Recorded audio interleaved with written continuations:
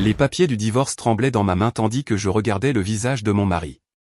Non pas de chagrin ou de regret, mais à cause de l'effort que je faisais pour ne pas sourire.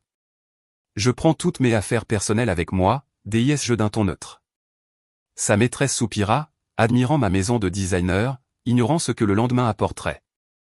Avant de continuer, n'oubliez pas de vous abonner et dites-nous d'où vous nous regardez dans les commentaires, on lit chacun de vos messages. Les papiers du divorce tremblaient dans ma main tandis que je regardais le visage de mon mari, non pas de chagrin ou de regret, mais à cause de l'effort que je faisais pour ne pas sourire.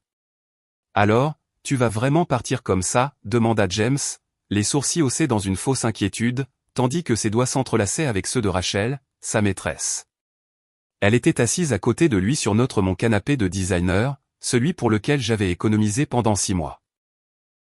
Je prends toutes mes affaires personnelles avec moi, dis-je d'un ton neutre en posant les papiers sur la table basse entre nous, juste pour que ce soit clair. Les yeux de Rachel balayaient notre salon, s'attardant sur les luminaires sur mesure, les meubles savamment agencés, les pièces de décoration choisies une à une qui avaient transformé cette maison démodée en une page de magazine. Cet endroit est parfait, soupira-t-elle en passant la main sur la coudoir en velours. C'est exactement ce que j'ai toujours voulu.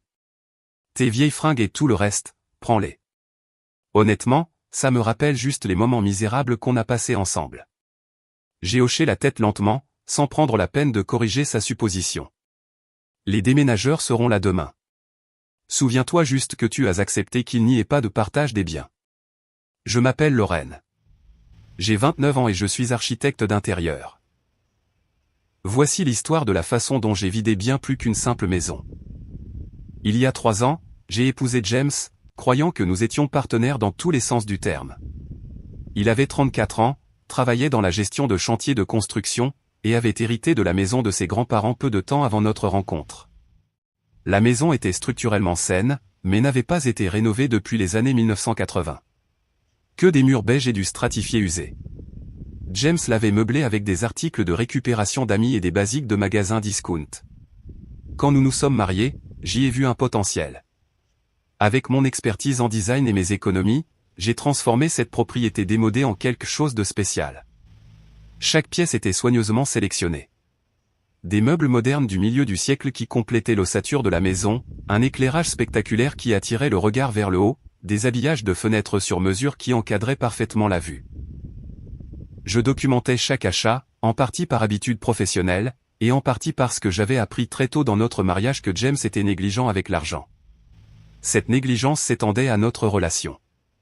Les petites choses s'accumulaient. La vaisselle laissée dans l'évier malgré notre accord de partager les tâches. Des plaintes sur les repas que j'avais préparés après des journées de travail de 10 heures. Des commentaires dédaigneux sur mon obsession pour l'apparence des choses. Mais je continuais d'essayer, persuadé que le mariage exigeait des compromis.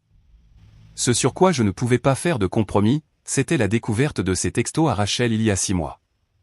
Elle avait 25 ans, une intérimaire de son bureau dont le fil Instagram était rempli de photos de décoration d'intérieur de rêve qu'elle ne pouvait pas se permettre. Leur message montrait clairement ce qui l'avait attiré chez mon mari. L'accès à la magnifique maison qu'elle supposait qu'il avait créée. James a un goût tellement incroyable, avait-elle écrit à une amie. Sa femme ne fait que travailler et n'apprécie pas ce qu'il a bâti. J'ai sauvegardé des captures d'écran de tout, les messages, les dîners au restaurant, les reçus d'hôtel. Non pas pour la confrontation, mais pour la confirmation. Je devais être certaine avant de passer à l'action. Quand j'ai finalement contacté Rachel directement, suggérant que nous nous rencontrions tous les 3 pour discuter de la situation, elle semblait plus excitée que honteuse. Elle est arrivée chez nous portant une robe qui coûtait plus que son salaire hebdomadaire, clairement achetée pour l'occasion. « Je veux juste que tu saches, dit-elle immédiatement en se penchant en avant avec une sympathie feinte, je n'ai jamais voulu te faire de mal, mais quand 2 personnes ont une connexion comme celle de James et moi. Finissons les jeux interrompus en faisant glisser les papiers du divorce sur la table. James et moi nous sommes mis d'accord avant le mariage. Pas de partage des biens en cas de divorce. Les yeux de Rachel s'illuminèrent. Elle serra la main de James. Tu vois, je t'avais dit qu'elle serait raisonnable. James hocha la tête, le soulagement évident dans la détente de ses épaules. Karen, je veux dire Lorraine, a toujours été pragmatique. C'est l'une de ses meilleures qualités. Ce lapsus ne m'a pas surprise. Cela faisait des mois qu'il m'appelait par le mauvais nom. Laisse-moi te faire visiter, dit soudain Rachel en se levant. J'ai tellement d'idées pour cet endroit. Je l'ai regardé en silence traverser les pièces que j'avais si soigneusement agencées, laissant traîner ses doigts sur les surfaces, remplaçant mentalement ma présence. Ces luminaires sont incroyables. Et cette table de salle à manger, elle est faite sur mesure? Oui, dis-je. Tout ici a été spécifiquement choisi pour compléter l'espace. Parfait, souffla-t-elle. Je ne changerai rien. Tu n'auras pas à le faire, l'assura James. Lorraine ne prend que ses vêtements et ses affaires personnelles, n'est-ce pas? J'ai de nouveau hoché la tête, ne voyant aucune raison de m'étendre sur le sujet. Les déménageurs seront là demain à 9 h. Cette nuit-là, je suis resté dans la chambre d'amis, les écoutant chuchoter et rire dans ce qui avait été ma chambre. Je n'ai pas dormi. Au lieu de ça, j'ai passé en revue mes listes d'inventaire une dernière fois, m'assurant que rien n'avait été oublié. Les déménageurs sont arrivés à 9 h précises le lendemain matin. 2 grands camions et 6 employés. J'avais engagé la meilleure entreprise de la ville, celle avec qui je collaborais souvent pour mes clients. Bonjour, mademoiselle Turner, dit le contremaître. Nous avons la liste d'inventaire que vous avez envoyée. Gros chantier aujourd'hui, hein. James et Rachel sortirent de la chambre, encore en peignoir, l'air agacé par le remue-ménage. Pourquoi y a-t-il 2 camions? Demanda Rachel en fronçant les sourcils alors que les employés commençaient à retirer soigneusement les œuvres d'art du salon. Tu as combien de vêtements?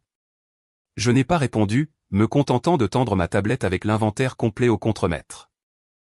Les hommes travaillaient efficacement, emballant chaque meuble dans des couvertures de protection, détachant les luminaires avec soin, et retirant même les habillages de fenêtres sur mesure. Il fallut 20 minutes à James pour comprendre ce qui se passait. « C'est quoi ce bordel ?» cria-t-il en se précipitant vers les employés qui démontaient le canapé modulable. « Arrêtez. C'est mon canapé. » Je lui ai tendu un dossier. Voici les reçus. Chaque meuble, chaque appareil électroménager, chaque luminaire et chaque pièce de décoration a été acheté par moi avec mon argent après notre mariage. Son visage se vida de toutes couleurs tandis qu'il tournait les pages. Tu ne peux pas faire ça. On utilise ces choses depuis des années. L'usage ne transfère pas la propriété, dis-je, et nous étions d'accord. Pas de partage des biens. Tu prends tout? La voix de Rachel monta jusqu'à devenir presque un cri. Pas la maison, ai-je précisé. Elle appartient à James. Juste tout ce qu'il y a dedans. À midi, le salon était vide, à l'exception des étagères encastrées. À 14 h, la cuisine ne contenait plus que les armoires et les plans de travail. À 16 h, même les tringles à rideaux avaient été retirés. James alternait entre les supplications et les menaces. Tu vas le regretter, siffla-t-il pendant que les employés emballaient soigneusement le système de son surround. Je vais te poursuivre en justice. Pour quel motif? Demandai-je calmement. Nous l'avons convenu par écrit. Pas de partage des biens.